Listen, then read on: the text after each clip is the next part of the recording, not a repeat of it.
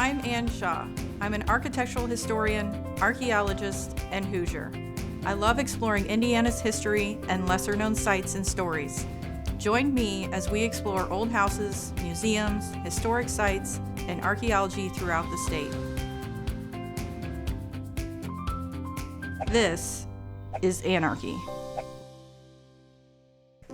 Hi, today we are at the Indianapolis City Market Catacombs underneath Whistler Plaza in downtown Indianapolis. I am here with Stevi Stoesz. Stevi, can you tell us what you do here? So I am the executive director of the Indianapolis City Market. So I oversee all the leasing, promotions, events, and I manage this great space, Catacombs. That's awesome. So we are underneath the city streets in a space that was originally open space for Tomlinson Hall. It was the basement to Tomlinson Hall, which was a massive building that stood where the plaza basically is now. And it was kind of the first convention center of its time in Indianapolis. And the catacombs were here, again, as the basement to be a structural support for that big building. Okay, and so that's why we have all these brick arches and arch ceilings and really cool architectural details down here. And it's massive. It's 22,000 square feet of just labyrinthian brick archway after brick archway that are all in perfect symmetry no matter which way you look. So it's really a testament to the craftsmanship that went into this kind of construction back in the 1800s. Okay. Yeah. Can you tell us a little bit more about Tomlinson Hall? Do you know Sure. who built Tomlinson Hall? Yeah, Dietrich Bohlen. Okay. Dietrich Bohlen was a German immigrant architect who responded to a design contest that the city put out and said, we're looking for an architect to design and build a public market along with this kind of public hall. And so he won the contest, so he was awarded the chance to design and build. He built City Market, as we know it today, for about $29,000. Oh my gosh. Tomlinson Hall was a little more. It was closer to $90,000. But in today's age, exactly. Yeah. Okay. So Tomlinson Hall opened in the 1800s as this civic space that hosted concerts and sports venues and things like that. Anything that was publicly attended was held in Tomlinson Hall. So presidential candidates would come through town and address the citizens of Indianapolis. That was always in Tomlinson Hall. John Philip Sousa hosted concerts in Tomlinson Hall. The Grand Army of the Republic hosted fundraisers to raise the funds to build the Soldiers and Sailors Monument. Wow. So, and sporting events, again, theater events, it was all held in Tomlinson Hall. Okay. And sadly, Tomlinson Hall burned. It did. Yeah, it burned January 30th, 1958. It was reported to be a pigeon carrying a lit cigarette who dropped, you look a little suspicious, who dropped a cigarette on the roof of Tomlinson Hall, and Tomlinson went up in flames. How would they know that? That's a great question. We suspect that, did they squeeze a confession out of some random pigeon? We don't know, but we think it was probably more likely faulty electrical wiring, but it was a tragic burning. It was a massive burning. 22 firefighting units were on hand to extinguish the fire from all around the region. They used more than 4 million gallons of water. Wow. So the city streets, because it was a very polar vortex kind of winter, and so the city streets around City Market were basically ice covered for a couple weeks after. So it was closed off to any vehicular traffic. You had this massive structure that was now compromised anyway, and it was rated too expensive to rebuild. So the city eventually made the sad decision to raise it. Okay. Yeah.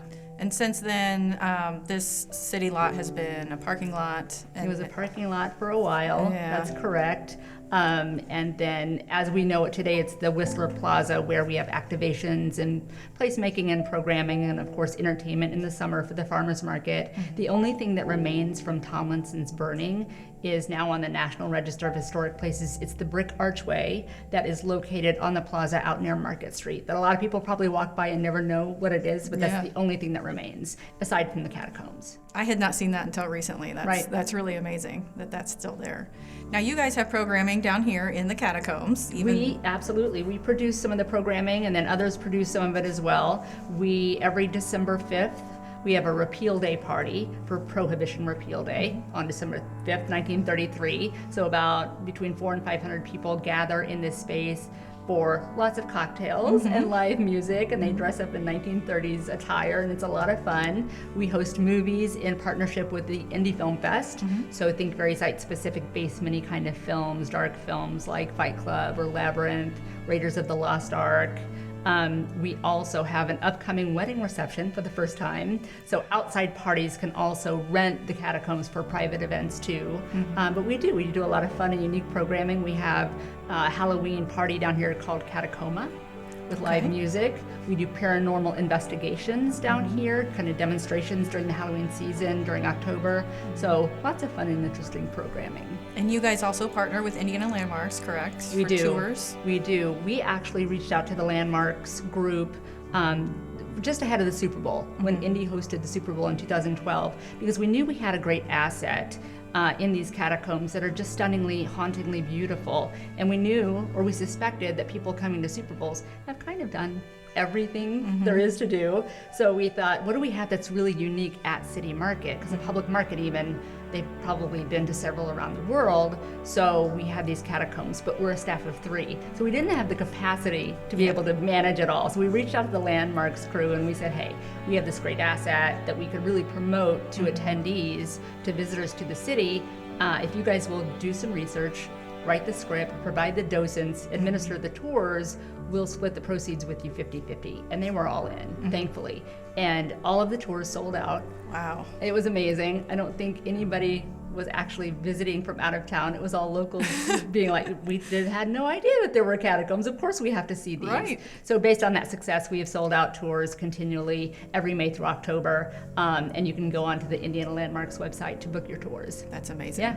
So with the paranormal activity investigations, has anybody ever found anything conclusive? There have been, well, I don't know what conclusive means exactly, but there is evidence of activity in the catacombs, quite a bit of activity.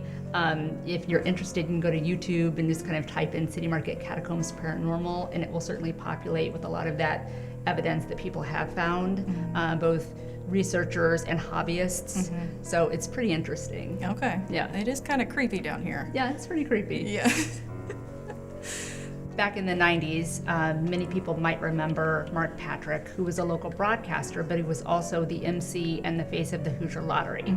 So we shot a commercial for the Hoosier Lottery in the catacombs. The theme was kind of this torture theme of sense. So Mark Patrick and 2 actors were kind of shackled and chained up to the brick archways, and back then there was a recurring character in the commercials named Agnes. And Agnes had this crazy beehive hairdo. She was this portly gal, and she was marching back and forth with a drum, singing the Hoosier Lottery jingle, torturing her subjects. Okay. So Creative Street, who was the local production company, filming the commercial, hired a live vermin trainer from Chicago, Illinois, to bring 17 of her live rats, trained rats, to be in the commercial. So on command, the rats would, scurry and come back to her during the whole course of the filming.